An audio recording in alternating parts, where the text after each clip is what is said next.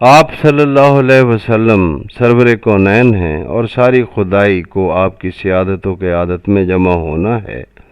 عرب و عجم کے شاہان کا کر و فر آپ کی سادہ زندگی کے حضور باج گزار ہے۔ مشتاق عاجز کی موجز بیانی ملاحظہ ہو، بان چٹائی راج سنگھاسن اور دو جگ پہ راج، میں بھی توری پر باراجا رکھیو موری لاج۔ اپنی گزارشات کی طوالت کا خوف نہ ہوتا تو میں مشتاق عاجز کے ایک ایک دوہے میں اسلوب اور اظہار کی پرتیں کھولنے کی سعی کرتا۔ اس کے کلام کی ایک بڑی خوبی اپنے کہے کے معنی کے ساتھ پرخلوص تلوث ہے۔ تلازمہ سازی کا حسن ہر نظر کو اسیر کر لینے کی خاصیت رکھتا ہے، بس شرط ایک ہی ہے کہ مشتاق عاجز کا قاری مشتاق عاجز کے ساتھ رہ کر اس کے عجز کی کرامات کا مشاہدہ کرے۔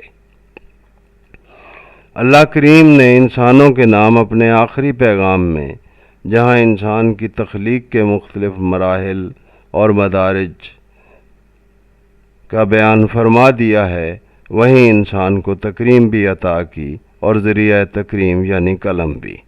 ارشاد ہوتا ہے، پڑھیے اپنے رب کے نام سے جس نے سب کچھ پیدا کیا، اس رب کے نام کے ساتھ جس نے انسان کو جمے ہوئے خون سے پیدا فرمایا۔ پڑھیے اور آپ کا رب بہت اکرام والا ہے جس نے قلم سے علم عطا فرمایا، انسان کو وہ کچھ سکھا دیا جو وہ جانتا بھی نہیں تھا۔ انسان کی تخلیق کے اول مراحل میں کھنکھناتی ہوئی ٹھیکری جیسی مٹی کا حوالہ بھی ہے اور گیلی مٹی کا بھی، جس کو اللہ کریم نے جیسا چاہا ایک صورت دی اور پھر اپنے امر یعنی روح کو داخل کر کے اسے نہ صرف یہ کہ جیتا جاگتا دیکھتا بالتا انسان بنا دیا، بلکہ اپنا نائب بھی مقرر فرما دیا کہ خاک کا یہ پتلا زمین میں اللہ کا نظام نافذ کرے گا۔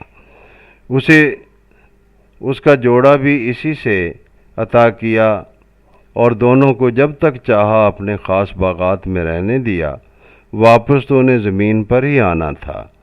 اس کے عمل کا میدان سجنا ہی زمین پر تھا، اس کی انسانیت کو جلا بھی زمین کی تلخ و شیریں فضا، گرم و سرد اور خشک و تر میں سایہ پہم سے